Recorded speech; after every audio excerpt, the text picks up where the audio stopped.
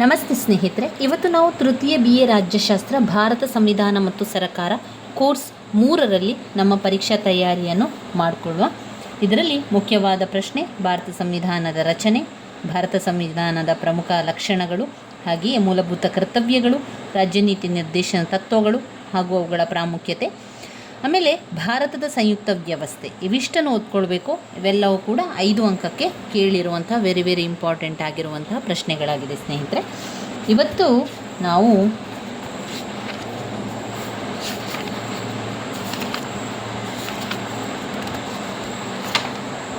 ಮೂಲಭೂತ ಹಕ್ಕುಗಳ ಬಗ್ಗೆ ತಿಳ್ಕೊಳ್ಳೋಣ. ಮೊದಲಿಗೆ ಮೂಲಭೂತ ಹಕ್ಕುಗಳ ಅರ್ಥವನ್ನು ತಿಳ್ಕೊಳ್ಳೋಣ.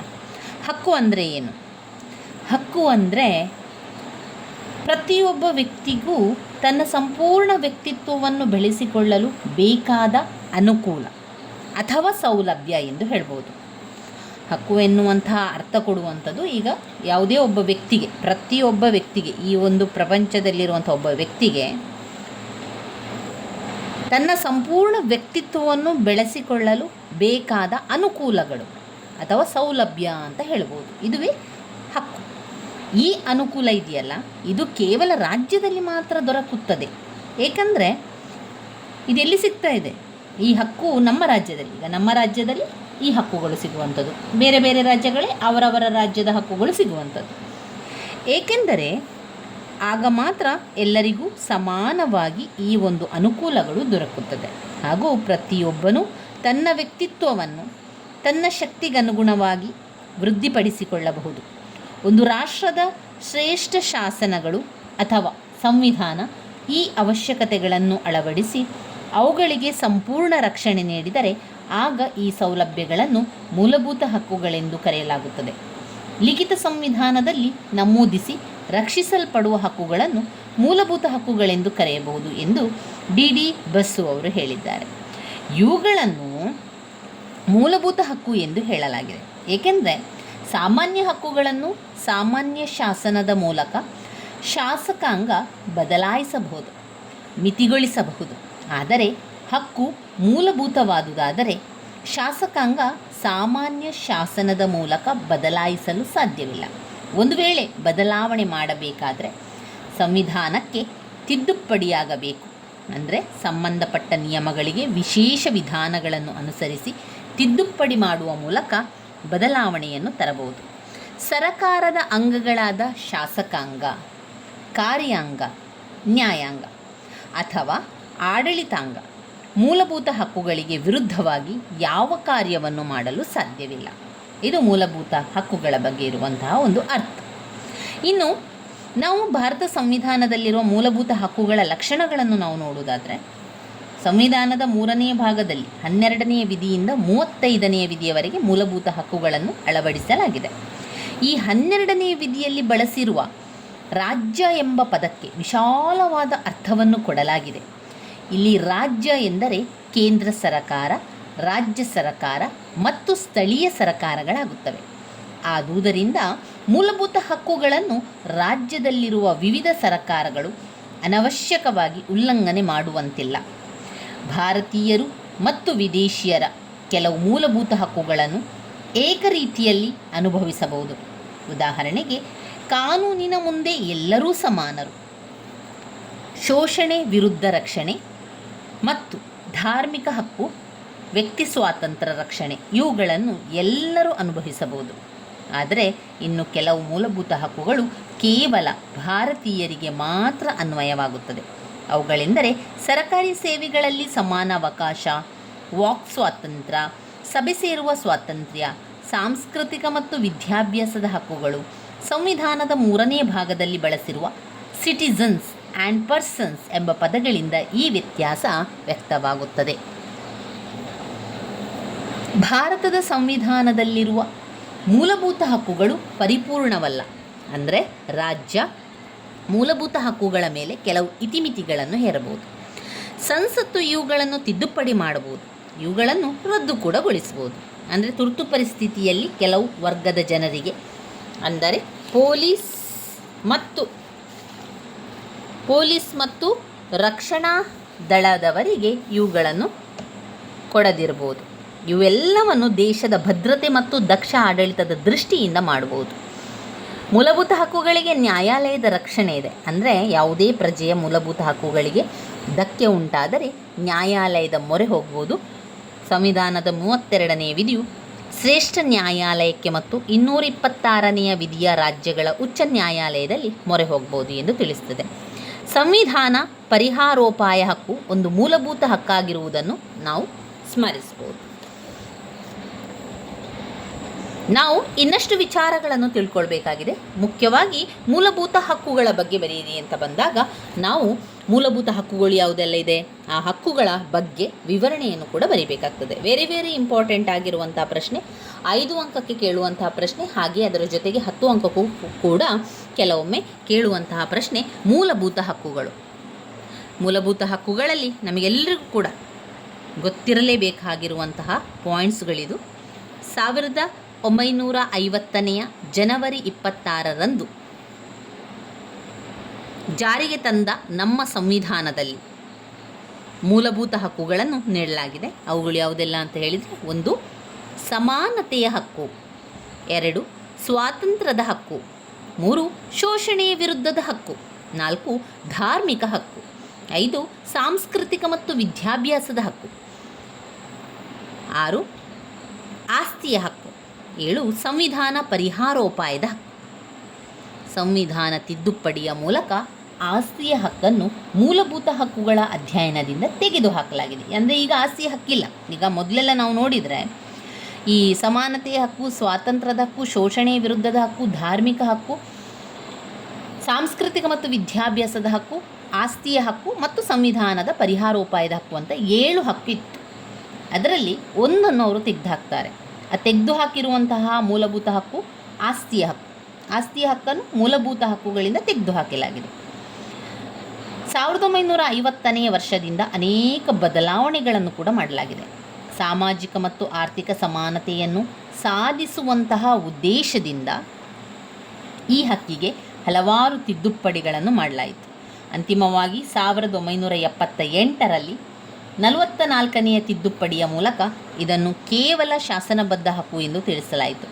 ಆದುದರಿಂದ ಈಗ ನಾವು ಕೇವಲ 6 ಮೂಲಭೂತ ಹಕ್ಕುಗಳನ್ನು ಪಡೆದಿದ್ದೇವೆ. ಎಲ್ಲ ಮೂಲಭೂತ ಹಕ್ಕುಗಳ ಬಗ್ಗೆ ನಾವು ವಿವರವಾಗಿ ತಿಳಿಯೋಣ. 1 ಸಮಾನತೆಯ ಹಕ್ಕು, 2 ಸ್ವಾತಂತ್ರ್ಯದ ಹಕ್ಕು, 3 ಶೋಷಣೆಯ ವಿರುದ್ಧದ ಹಕ್ಕು, 4 ಧಾರ್ಮಿಕ ಹಕ್ಕು, 5 ಸಾಂಸ್ಕೃತಿಕ ಮತ್ತು ವಿದ್ಯಾಭ್ಯಾಸದ ಹಕ್ಕು, 6 ಆಸ್ತಿಯ ಹಕ್ಕು ಇಲ್ಲ, ಸಂವಿಧಾನದ ಪರಿಹಾರೋಪಾಯದ ಹಕ್ಕು. ಮೊದಲನೇದಾಗಿ ಸಮಾನತೆಯ ಹಕ್ಕು. ಸಮಾನತೆಯ ಹಕ್ಕಿನ ಬಗ್ಗೆ ತಿಳ್ಕೊಳ್ಳೋಣ. ಸಮಾನತೆಯ ಹಕ್ಕು ಇದು ಯಾವ ವಿಧಿಯಲ್ಲಿ ಬರ್ತದೆ? ಇದು ಸಂವಿಧಾನದಲ್ಲಿ 14ನೇ ವಿಧಿಯಿಂದ 18ನೇ ವಿಧಿಯವರೆಗೆ ಬರುವಂಥದ್ದು ಸಮಾನತೆಯ ಹಕ್ಕು. ನೋಡಿ, 14ರಿಂದ 32ರ ತನಕ ಮೂಲಭೂತ ಹಕ್ಕುಗಳನ್ನೇ ಇರುವಂಥದ್ದು. 14ರಿಂದ 32ರ ತನಕ ಯಾವುದಿರೋದು? ಮೂಲಭೂತ ಹಕ್ಕುಗಳು. ಅದರಲ್ಲಿ 14ರಿಂದ 18 ಸಮಾನತೆಯ ಹಕ್ಕು. ಆಮೇಲೆ 14ರಿಂದ 18 ಸಮಾನತೆ ಹಕ್ಕಾಯ್ತಲ್ವಾ. ಇನ್ನು 19ರಿಂದ 22ರ ತನಕ ಸ್ವಾತಂತ್ರ್ಯದ ಹಕ್ಕು ಕೊಟ್ಟಿದ್ದಾರೆ, 22ರ ತನಕ. ಆಮೇಲೆ 23ರಿಂದ 24, 23 ಮತ್ತು 24 ಶೋಷಣೆಯ ವಿರುದ್ಧ ಹಕ್ಕು ಕೊಟ್ಟಿದ್ದಾರೆ. ಆಮೇಲೆ 25ರಿಂದ 25, 26, 27 ಧಾರ್ಮಿಕ ಸ್ವಾತಂತ್ರ್ಯದ ಹಕ್ಕು ಸಂವಿಧಾನದ ವಿಧಿ. ನಂತರ 29ರಿಂದ 30 ಸಾಂಸ್ಕೃತಿಕ ಮತ್ತು ವಿದ್ಯಾಭ್ಯಾಸದ ಹಕ್ಕು.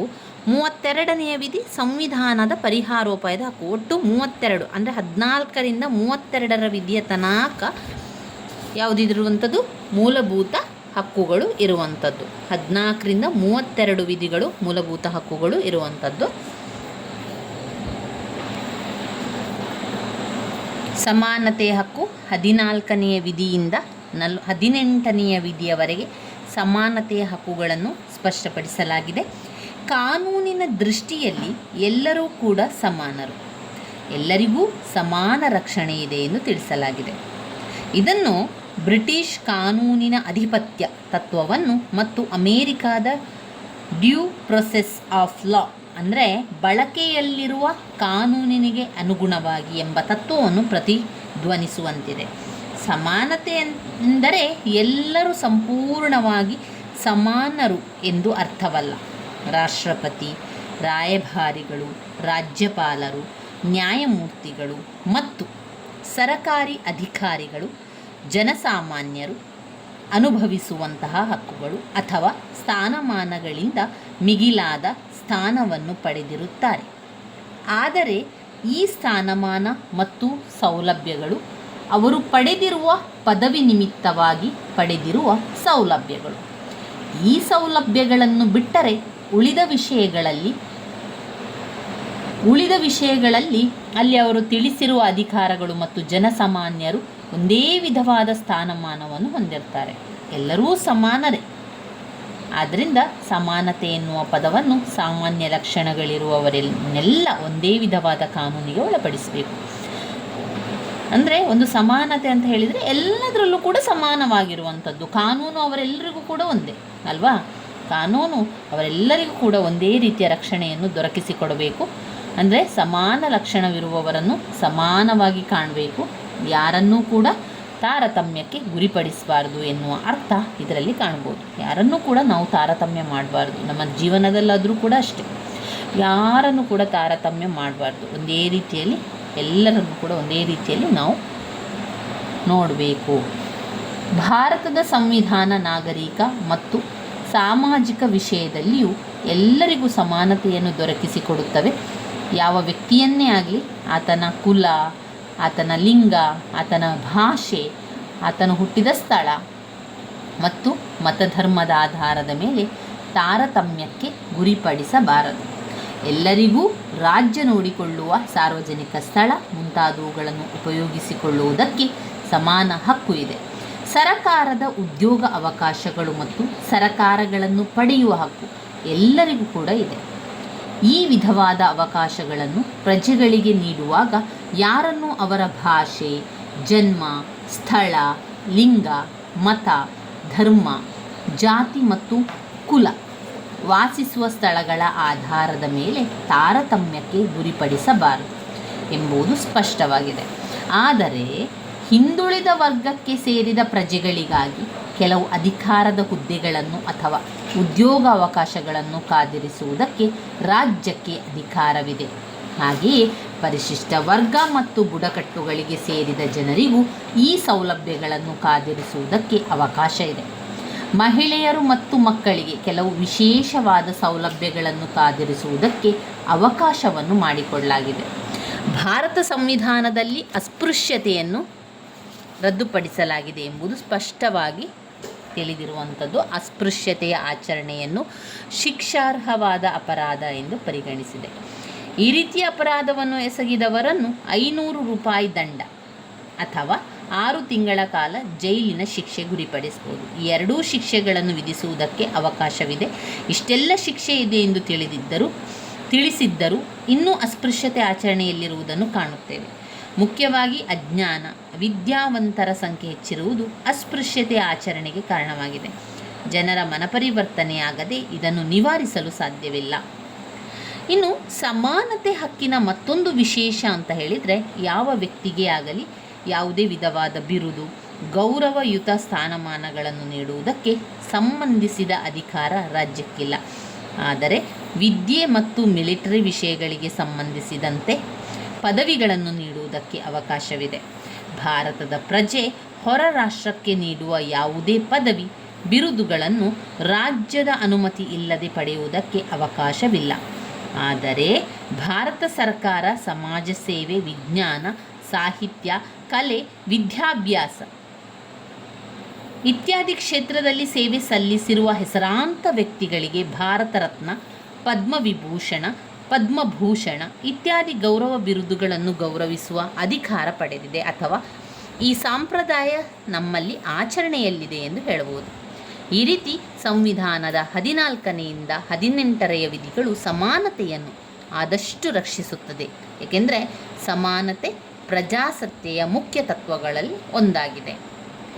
2ನೆಯ ಹಕ್ಕು ಸ್ವಾತಂತ್ರ್ಯದ ಹಕ್ಕು. 19ನೇ ವಿಧಿಯಿಂದ 22ರ ವಿಧಿಯ ತನಕ ಸ್ವಾತಂತ್ರ್ಯದ ಹಕ್ಕಿನ ವಿವರಣೆ ಇದೆ. ಸಂವಿಧಾನ ಜಾರಿಗೆ ಬಂದಾಗ ಪ್ರಜೆಗಳಿಗೆ 7 ವಿಧವಾದ ಸ್ವಾತಂತ್ರ್ಯಗಳನ್ನು ನೀಡಿತ್ತು.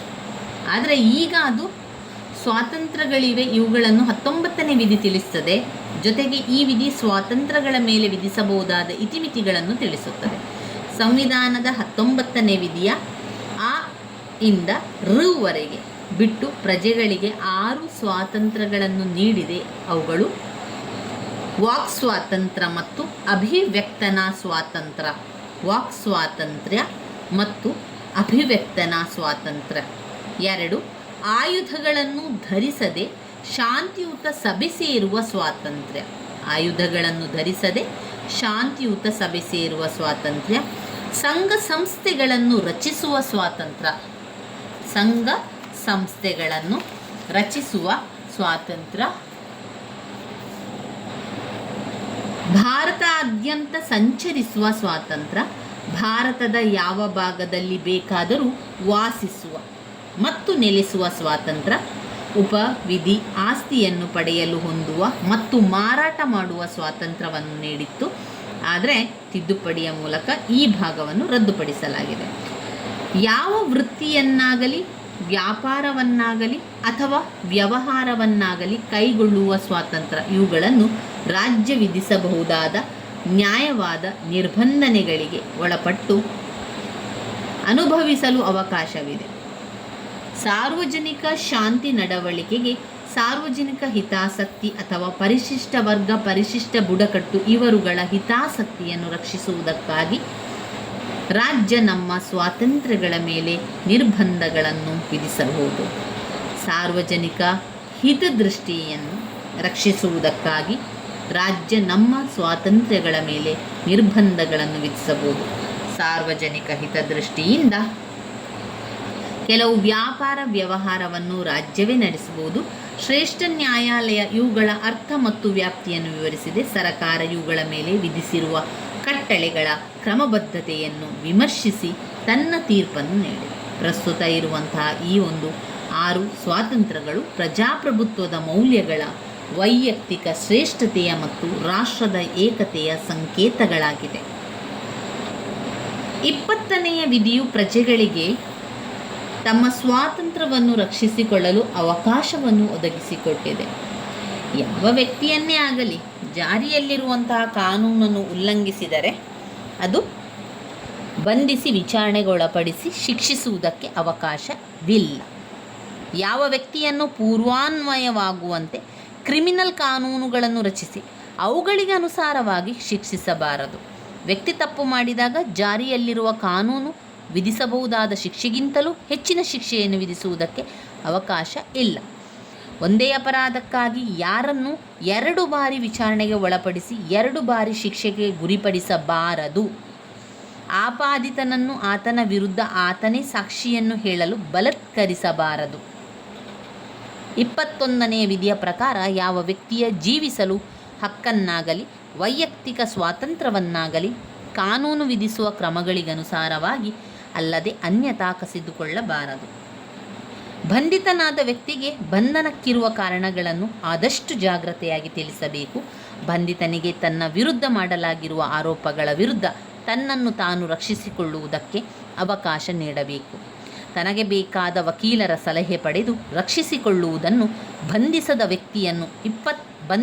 ವ್ಯಕ್ತಿಯನ್ನು 24 ಗಂಟೆಯ ಒಳಗೆ ಹತ್ತಿರದ ನ್ಯಾಯಾಧೀಶರ ಮುಂದೆ ಹಾಜರುಪಡಿಸಬೇಕು ಮತ್ತು ನ್ಯಾಯಾಧೀಶರ ಅಪ್ಪಣೆ ಇಲ್ಲದೆ 1 ದಿನಕ್ಕಿಂತ ಹೆಚ್ಚು ಕಾಲ ಬಂಧನದಲ್ಲಿಡಬಾರದು. ಈ ರಕ್ಷಣೆಗಳು ವಿದೇಶಿ ಶತ್ರುವಿನ ಅಥವಾ ಮುನ್ನೆಚ್ಚರಿಕೆಗೆ ಬಂಧನ ಕಾಯ್ದೆ ಅನ್ವಯ ಬಂಧಿಸಲ್ಪಟ್ಟವರಿಗೆ ಅನ್ವಯವಾಗುವುದಿಲ್ಲ. ಈ ರೀತಿ ಬಂಧನಕ್ಕೆ ಒಳಗಾದ ವ್ಯಕ್ತಿಯನ್ನು ಸಹ 3 ತಿಂಗಳಿಗಿಂತ ಹೆಚ್ಚು ಕಾಲ ಬಂಧನದಲ್ಲಿ ಇಡಬೇಕಾದರೆ ನ್ಯಾಯಾಲಯದ ಬಂಧನದ ಕಾರಣವನ್ನು ತಿಳಿಸಬೇಕು. ಸಾರ್ವಜನಿಕ ಹಿತಾಸಕ್ತಿಗೆ ವಿರುದ್ಧವೆಂದು ಮನವರಿಕೆಯಾದರೆ ಕಾರಣಗಳನ್ನು ತಿಳಿಸಬಾರದು. ಹೀಗೆ 22ನೆಯ ವಿಧಿಯಲ್ಲಿರುವ 7 ಉಪನಿಧಿಗಳು ವ್ಯಕ್ತಿಯ ಬಂಧನದ ಮತ್ತು ಸ್ವಾತಂತ್ರ್ಯಗಳ ಬಗ್ಗೆ ವಿವರಗಳನ್ನು ಒಳಗೊಂಡಿದೆ. ಸ್ವಾತಂತ್ರ್ಯವನ್ನು ರಕ್ಷಿಸುವ ಕೈಯನ್ನು ಸ್ವಾತಂತ್ರ್ಯವನ್ನು ಕಸಿದುಕೊಳ್ಳುವುದಕ್ಕೂ ಉಪಯೋಗಿಸಬಹುದು ಎಂಬುದು ಈ ಮೇಲೆ ತಿಳಿಸಿರುವ ಅಂಶಗಳಿಂದ ನಮಗೆ ಸುವ್ಯಕ್ತವಾಗಿದೆ. ಇಲ್ಲಿ ನಮೂದಿಸಿರುವ ಅಂಶಗಳನ್ನೆಲ್ಲ ಬ್ರಿಟಿಷ್ ಕಾಮನ್ ಲಾನ ಅಂಶಗಳನ್ನು ಅಂದರೆ ಅದೆಲ್ಲ ಕೂಡ ಕಾನೂನಿನ ಅಂಶಗಳನ್ನು ಒಳಗೊಂಡಿದೆ ಎಂದು ಹೇಳ್ಬೋದು. ಸ್ವಾತಂತ್ರ್ಯ ಪ್ರಜಾಸತ್ತೆಯ ಅಡಿಪಾಯವಿದ್ದಂತೆ ಇದೆ. ಸ್ವಾತಂತ್ರ್ಯ ಇಲ್ಲವಾದೊಡನೆ ಪ್ರಜಾಸತ್ತತೆಯು ಇಲ್ಲವಾಗ್ತದೆ. ಪ್ರಸ್ತುತ ನಾವು ನಮ್ಮ ಸ್ವಾತಂತ್ರ್ಯಗಳಿಗಾಗಿ ಹೋರಾಡಲು ಸದಾ ಸಿದ್ಧರಿರಬೇಕು.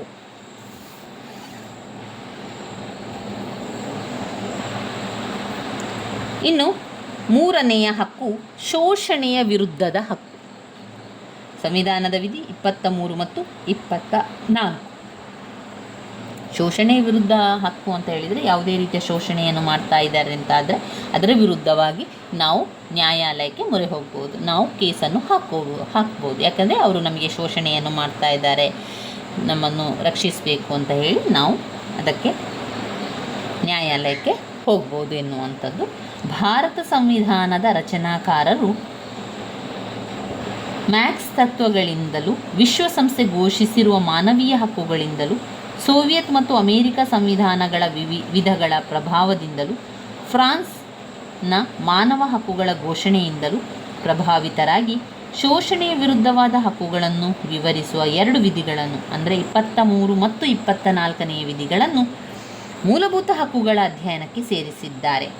ಮಾನವನನ್ನು ಪಶುವಿಗಿಂತಲೂ ಕೀಳಾಗಿ ಕಾಣುವುದನ್ನು ತಪ್ಪಿಸಿ ವ್ಯಕ್ತಿಯ ಘನತೆ ಮತ್ತು ಆತ್ಮಗೌರವವನ್ನು ಕಾಪಾಡುವುದಕ್ಕಾಗಿ ಈ ಹಕ್ಕುಗಳನ್ನು ಸಂವಿಧಾನಕ್ಕೆ ಸೇರಿಸಲಾಗಿದೆ. ಈ 2 ವಿಧಿಗಳನ್ನು ಮಾನವನ ಮೇಲೆ ನಡೆಯುವ ಅನೀತಿಯುತ ವ್ಯಾಪಾರ, ಜೀತ ಪದ್ಧತಿ, ದೇವದಾಸಿ ಪದ್ಧತಿಯಂತಹ ಅಸಹನೀಯವಾದ ಆಚರಣೆಗಳನ್ನು ನಿಷೇಧಿಸುತ್ತದೆ. ರಾಜ್ಯವೇ ಆಗಲಿ ಅಥವಾ ಖಾಸಗಿ ಜನರೇ ಆಗಲಿ 14 ವರ್ಷ ವಯೋಮಿತಿಯೊಳಗೆ ಇರುವ ಮಕ್ಕಳನ್ನು ಶ್ರಮದಾಯಕವಾದ ಕೆಲಸಗಳಲ್ಲಿ ತೊಡಗಿಸಬಾರದೆಂದು ತಿಳಿಸುವ ನಿಯಮವಿದೆ. ಆದರೆ ರಾಜ್ಯದ ನಮ್ಮ ರಕ್ಷಣೆಗಾಗಿ ಅಥವಾ ಇತರ ಸಾರ್ವಜನಿಕರ ಸೇವೆಗಾಗಿ ಕಡ್ಡಾಯವಾಗಿ ಎಲ್ಲರೂ ಸೇವೆ ಸಲ್ಲಿಸುವಂತೆ ಶಾಸನ ಮಾಡುವಂಥ ಅಧಿಕಾರ ರಾಜ್ಯಕ್ಕೆ ಇದೆ. ಯಾವ ರೀತಿಯ ಶೋಷಣೆಯಾಗಲಿ ಅಪರಾಧವೆಸಗಿದರೆ ಅದು ಶಿಕ್ಷಾರ್ಹ. ಅಂದರೆ ಜುಲ್ಮಾನೆ ವಿಧಿಸಲು ಅಥವಾ ಸೆರೆಮನೆ ಶಿಕ್ಷೆಗೆ ಗುರಿಪಡಿಸುವುದಕ್ಕೂ ಅವಕಾಶ ಇದೆ.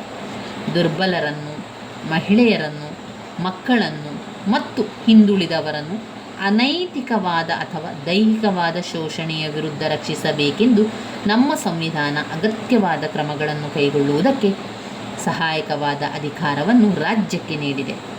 ರಾಜ್ಯವು ಸಹ ತನ್ನಿಂದ ಸಾಧ್ಯವಿರಬಹುದಾದ ಎಲ್ಲ ಕ್ರಮಗಳನ್ನು ಕೈಗೊಂಡಿದೆ. ಆದರೂ ಶೋಷಣೆ ಒಂದಲ್ಲ ಒಂದು ರೀತಿ ನಡೆಯುತ್ತಲೇ ಬಂದಿದೆ. ಶೋಷಣೆಯನ್ನು ನಿಲ್ಲಿಸಿ ಮಾನವೀಯತೆ ಎಲ್ಲರಲ್ಲಿಯೂ ಬೆಳಗುವಂತೆ ಮಾಡಬೇಕಾದುದು ದೇಶ ಮತ್ತು ದೇಶದ ಪ್ರಜೆಗಳೆಲ್ಲರ ಆದ್ಯ ಕರ್ತವ್ಯವಾಗಿದೆ. ಇನ್ನು 4ನೆಯ ಹಕ್ಕು ಧಾರ್ಮಿಕ ಸ್ವಾತಂತ್ರ್ಯದ ಹಕ್ಕು. ಧಾರ್ಮಿಕ ಸ್ವಾತಂತ್ರ್ಯದ ಹಕ್ಕು ಸಂವಿಧಾನದ 25, 26, 27, 28ನೆಯ ವಿಧಿಯಲ್ಲಿ ತಿಳಿಸ್ತಾರೆ.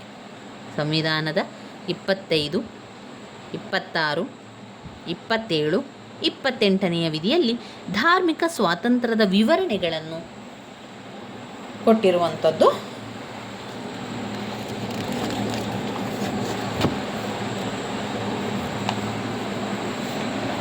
ಅನ್ಯಧರ್ಮ ಸಹಿಷ್ಣುತೆ ಭಾರತೀಯ ಸಂಸ್ಕೃತಿಯ ವೈಶಿಷ್ಟ್ಯ.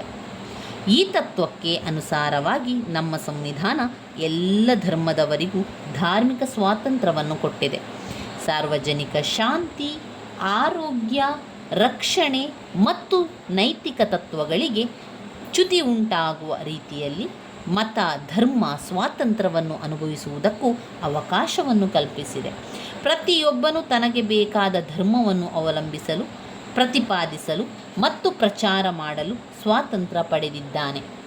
ಆದರೆ ಧಾರ್ಮಿಕವಲ್ಲದ ಆದರೂ ಧರ್ಮಾಚರಣೆಗಳಿಗೆ ಸೇರಿದಂತಿರುವ ಲೌಕಿಕ ವ್ಯವಹಾರವನ್ನು ನಿಯಂತ್ರಿಸುವ ಅಧಿಕಾರ ರಾಜ್ಯಕ್ಕೆ ಇದೆ. ಧರ್ಮ ಸಂಸ್ಥೆಗಳಿಗೆ ಸೇರಿದಂತಿರುವ ಆರ್ಥಿಕವಾದ, ಹಣಕಾಸು ಸಂಬಂಧವಾದ, ರಾಜಕೀಯವಾದ ಮತ್ತು ಲೌಕಿಕವಾದ ಚಟುವಟಿಕೆಗಳನ್ನು ನಿಯಂತ್ರಿಸುವ ಅಧಿಕಾರ ರಾಜ್ಯಕ್ಕೆ ಇದೆ. ಯಾವುದೇ ಧರ್ಮದ ಪ್ರಸಾರಕ್ಕಾಗಿ ಅಥವಾ ಮತಕ್ಕಾಗಿ ಜನರ ಮೇಲೆ ತೆರಿಗೆಯನ್ನು ವಿಧಿಸುವುದಕ್ಕೆ ರಾಜ್ಯಕ್ಕೆ ಅವಕಾಶ ಇಲ್ಲ. ರಾಜ್ಯ ಜನರ ಮೇಲೆ ವಿಧಿಸುವ ತೆರಿಗೆಯಿಂದ ಬರುವ ಹಣವನ್ನು ಮತ ಧರ್ಮಗಳಿಗಾಗಿ ಉಪಯೋಗಿಸುವುದಕ್ಕೆ ಅವಕಾಶ ಇಲ್ಲ. ಮತಧರ್ಮದವರು ನಡೆಸುವ ಶಾಲೆಗಳಲ್ಲಿ ಧರ್ಮಾಚರಣೆ ನಿಷಿದ್ಧವಾದುದು. 18 ವರ್ಷ ವಯೋಮಿತಿ ಒಳಗಿರುವ ಮಕ್ಕಳನ್ನು ಅವರ ತಂದೆ ತಾಯಿಯವರ ಪೂರ್ವಾನುಮತಿ ಇಲ್ಲದೆ ಮತಧರ್ಮ ಸಂಬಂಧವಾದ ಆಚರಣೆಗಳಲ್ಲಿ ಭಾಗವಹಿಸುವಂತೆ ಮಾಡುವ ಅಧಿಕಾರವು ಶಾಲೆಗಳಿಗಿಲ್ಲ. ಆದರೆ ಧರ್ಮ ಪ್ರಚಾರಕ್ಕಾಗಿಯೇ ಸ್ಥಾಪಿತವಾದ ಧರ್ಮ ಸಂಸ್ಥೆಗಳಲ್ಲಿ ಧರ್ಮವನ್ನು ಕುರಿತು ಬೋಧಿಸುವುದಕ್ಕೆ ಅವಕಾಶ ಇದೆ. ಭಾರತದ ಲೌಕಿಕ ರಾಜ್ಯ ತತ್ವವನ್ನು ಅಂಗೀಕರಿಸಿದ ಪ್ರಯುಕ್ತ ವ್ಯಕ್ತಿ ಮತ್ತು ದೇವರ ನಡುವೆ ಇರುವ ಸಂಬಂಧವನ್ನೆಲ್ಲ ವೈಯಕ್ತಿಕವಾದುದೆಂದು ಪರಿಗಣಿಸಿ ಅದನ್ನು ವ್ಯಕ್ತಿಗೇ ಬಿಡಲಾಗಿದೆ.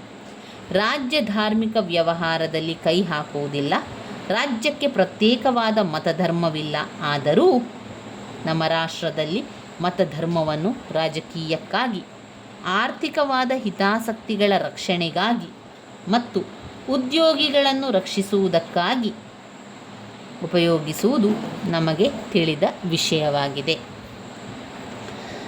5ನೆಯ ಪಾಯಿಂಟ್ನಲ್ಲಿ ಸಾಂಸ್ಕೃತಿಕ ಮತ್ತು ವಿದ್ಯಾಭ್ಯಾಸದ ಹಕ್ಕು. ಸಾಂಸ್ಕೃತಿಕ ಮತ್ತು ವಿದ್ಯಾಭ್ಯಾಸದ ಹಕ್ಕು ಸಂವಿಧಾನದ ವಿಧಿ 29 ಮತ್ತು 30ನೆಯ ವಿಧಿಯಲ್ಲಿ ಸಾಂಸ್ಕೃತಿಕ ಮತ್ತು ವಿದ್ಯಾಭ್ಯಾಸದ ಹಕ್ಕು. ಭಾರತದಲ್ಲಿರುವಂತಹ ಎಲ್ಲ ವಿಧವಾದ ಅಲ್ಪಸಂಖ್ಯಾತರಿಗೂ ಹೊಸ ಕಾಲವೇ ಆರಂಭವಾದಂತಿದೆ. ಸಂವಿಧಾನದ 29 ಮತ್ತು 30ನೆಯ ವಿಧಿಗಳು ಭಾರತದ ಪ್ರಜೆಗಳಿಗೆ, ಅಂದರೆ ಪ್ರತ್ಯೇಕವಾದ ಭಾಷೆ, ಶಿಲ್ಪಿ, ಸಂಸ್ಕೃತಿ ಇತ್ಯಾದಿಗಳನ್ನು ಹೊಂದಿರುವ ಅಲ್ಪಸಂಖ್ಯಾತ ಪ್ರಜೆಗಳಿಗೆ ತಮ್ಮ ಭಾಷೆಯನ್ನು, ಲಿಪಿಯನ್ನು ಮತ್ತು ಸಂಸ್ಕೃತಿಯನ್ನು ಉಳಿಸಿಕೊಳ್ಳುವುದಕ್ಕೂ ಮತ್ತು ಅವುಗಳನ್ನು ರಕ್ಷಿಸಿಕೊಳ್ಳುವುದಕ್ಕೂ ಹಕ್ಕು ಇದೆ. ಈ ಉದ್ದೇಶ ಸಾಧನೆಗಾಗಿ ನಮಗೆ ಬೇಕಾದ ಸಂಸ್ಥೆಗಳನ್ನು ಸ್ಥಾಪಿಸಿಕೊಳ್ಳುವುದಕ್ಕೆ ಅವಕಾಶ ಇದೆ.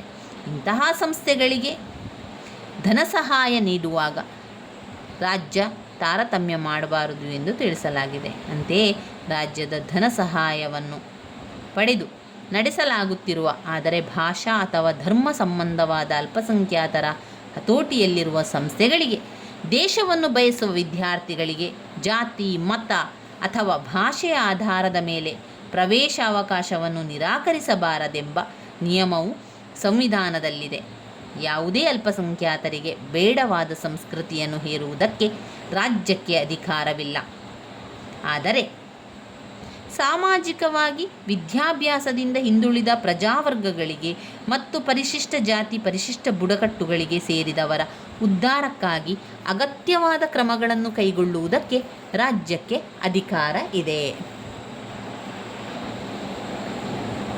ಇನ್ನು ಕಡ್ಡಾಯ ಶಿಕ್ಷಣ ನೀತಿಯನ್ನು ಜಾರಿಗೆ ತರುವುದರ ಮೂಲಕ ಯುವಜನರನ್ನು ವಿದ್ಯಾವಂತರನ್ನಾಗಿ ಮಾಡುತ್ತಿದೆ.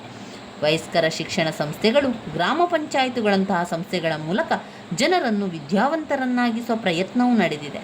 ರೇಡಿಯೋ, ದೂರದರ್ಶನ, ಪತ್ರಿಕೆ, ನಿಯತಕಾಲಿಕ ಚುನಾವಣೆಗಳು ಸಹ ಜನರಿಗೆ ವಿದ್ಯೆಯನ್ನು ಕಲಿಸುವ ಸಾಧನಗಳಾಗಿ ಕಾರ್ಯವನ್ನು ಮಾಡ್ತಾ ಇದೆ. ಸಂವಿಧಾನದ ಪರಿಹಾರೋಪಾಯದ ಹಕ್ಕು, ಮೂಲಭೂತ ಹಕ್ಕುಗಳನ್ನು ಕೇವಲ ಘೋಷಿಸಿರುವುದರಿಂದ ನಾವು ಅದನ್ನು ಏನೂ ಸಾಧಿಸುವುದಕ್ಕಾಗುವುದಿಲ್ಲ. ಈ ಹಕ್ಕುಗಳನ್ನು ರಕ್ಷಿಸಿಕೊಳ್ಳುವುದಕ್ಕೆ ಅಗತ್ಯವಾದ ಪರಿಹಾರೋಪಾಯಗಳನ್ನು ಸಂವಿಧಾನದಲ್ಲಿ ಸೇರಿಸದಿದ್ದರೆ ಈ ಹಕ್ಕುಗಳಿಗೆ ಯಾವ ಜಿಲ್ಲೆಯೂ ಇರುವುದಿಲ್ಲ. ಅವುಗಳನ್ನು ಕೇವಲ ತಾತ್ವಿಕ ನಿಯಮಗಳೆಂದು ಪರಿಗಣಿಸಬೇಕಾಗುತ್ತದೆ. ಇದನ್ನು ಅರಿತ ಸಂವಿಧಾನ ರಚನಾಗಾರರು ಮೂಲಭೂತ ಹಕ್ಕುಗಳ ರಕ್ಷಣೆಗಾಗಿ 32ನೆಯ ವಿಧಿಯನ್ನು ಸಂವಿಧಾನದ 3ನೇ ಭಾಗದಲ್ಲಿ ಅಳವಡಿಸಲಾಗಿದೆ. ಈ ವಿಧಿಯ ಪ್ರಕಾರ ಪ್ರತಿಯೊಬ್ಬ ಪ್ರಜೆಗೂ ತನ್ನ ಹಕ್ಕುಗಳನ್ನು ರಕ್ಷಿಸಿಕೊಳ್ಳುವುದಕ್ಕೆ ನ್ಯಾಯಾಲಯದ ಮೊರೆ ಹೋಗುವುದಕ್ಕೆ ಅವಕಾಶ ಇದೆ. ನಮ್ಮ ಸಂವಿಧಾನದಲ್ಲಿ ಸ್ವತಂತ್ರವಾದ ನ್ಯಾಯಾಂಗ ವ್ಯವಸ್ಥೆಗೆ ಪೋಷಕವಾದ ನಿಯಮಗಳಿದೆ. ನ್ಯಾಯಾಲಯ ನಾನಾ ರೀತಿಯ ಆಜ್ಞೆಗಳನ್ನು, ಆದೇಶಗಳನ್ನು ಹೊರಡಿಸುವುದರ ಮೂಲಕ ಹಕ್ಕುಗಳನ್ನು ರಕ್ಷಿಸಿ ಕೊಡುತ್ತದೆ. ಡಾಕ್ಟರ್ ಅಂಬೇಡ್ಕರ್ ಅವರು ಸಂವಿಧಾನದ 32ನೆಯ ವಿಧಿಯನ್ನು ಇಡೀ ಸಂವಿಧಾನದ ಜೀವಾಳದಂತಿದೆ. ನಮ್ಮ ದೇಶದ ಶ್ರೇಷ್ಠ ನ್ಯಾಯಾಲಯ 32ನೆಯ ವಿಧಿಗನುಗುಣವಾಗಿ, ನಮ್ಮ ರಾಜ್ಯಗಳ ಉಚ್ಚ ನ್ಯಾಯಾಲಯಗಳು 226ನೇ ವಿಧಿಗನುಗುಣವಾಗಿ ವ್ಯಕ್ತಿ ಪ್ರತ್ಯೇಕೀಕರಣ ನಿಷೇಧಾಜ್ಞೆ, ಮ್ಯಾಂಡಮಸ್ ರಿಟ್, ಸರ್ಶಿಯೋರರಿ ಕೋವರೆಂಟೋ ಎಂಬ ಆಜ್ಞೆಗಳನ್ನು ನೀಡುವುದರ ಮೂಲಕ ಸಂವಿಧಾನದ 3ನೇ ಅಧ್ಯಾಯದಲ್ಲಿ ಅಳವಡಿಸಲಾಗಿರುವ ಎಲ್ಲ ಹಕ್ಕುಗಳನ್ನು ರಕ್ಷಿಸಿಕೊಡುತ್ತದೆ. ಈ ಒಂದು ಪರಿಹಾರದ ಹಕ್ಕನ್ನು ಸುಲಭವಾಗಿ ರದ್ದುಪಡಿಸುವಂತಿಲ್ಲ, ಆದರೆ ಸಂವಿಧಾನದ 358, 359ನೇ ವಿಧಿಗಳು ರಾಷ್ಟ್ರಪತಿಯವರಿಗೆ ಈ ಹಕ್ಕುಗಳನ್ನು ತಾತ್ಕಾಲಿಕವಾಗಿ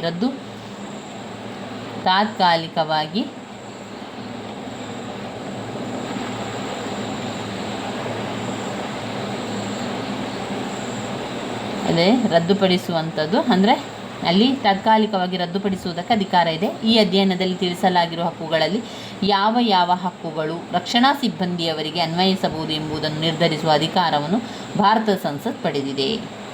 ನಾವು ಮುಖ್ಯವಾಗಿ ಮೂಲಭೂತ ಹಕ್ಕುಗಳ ಪಾಯಿಂಟ್ಸ್ಗಳನ್ನೊಮ್ಮೆ ನೋಡುವ. ಮೂಲಭೂತ ಹಕ್ಕುಗಳ ಪಾಯಿಂಟ್ಸ್ಗಳು: ಸಂವಿಧಾನದ ಮೂಲಭೂತ ಹಕ್ಕುಗಳು: ಸಮಾನತೆಯ ಹಕ್ಕು. 2 ಸ್ವಾತಂತ್ರ್ಯದ ಹಕ್ಕು. 3 ಶೋಷಣೆಯ ವಿರುದ್ಧದ ಹಕ್ಕು. ಧಾರ್ಮಿಕ ಸ್ವಾತಂತ್ರ್ಯದ ಹಕ್ಕು. 25, 26, 27ನೇ ವಿಧಿ ಧಾರ್ಮಿಕ ಸ್ವಾತಂತ್ರ್ಯದ ಹಕ್ಕು. ಆಮೇಲೆ ಸಾಂಸ್ಕೃತಿಕ ಮತ್ತು ವಿದ್ಯಾಭ್ಯಾಸದ ಹಕ್ಕು. 29, 30 ಸಾಂಸ್ಕೃತಿಕ ಮತ್ತು ವಿದ್ಯಾಭ್ಯಾಸದ ಹಕ್ಕು. ಸಂವಿಧಾನದ ಪರಿಹಾರೋಪಾಯದ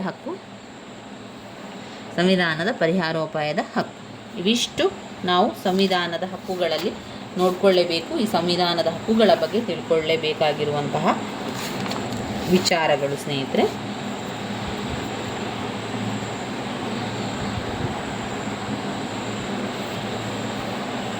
ಇನ್ನಷ್ಟು ವಿಚಾರಗಳನ್ನು ನಾವು ಮುಂದಿನ ವಿಡಿಯೋದಲ್ಲಿ ತಿಳ್ಕೊಳ್ಳುವ. ನನ್ನ ವಿಡಿಯೋಸಲ್ಲಿ ನಿಮಗೆ ಇಷ್ಟ ಆಗಿದ್ದರೆ ಲೈಕ್ ಕೊಡಿ, ಶೇರ್ ಮಾಡಿ, ಸಬ್ಸ್ಕ್ರೈಬ್ ಮಾಡಲಿಕ್ಕೆ ಮರಿಬೇಡಿ. ಧನ್ಯವಾದಗಳು.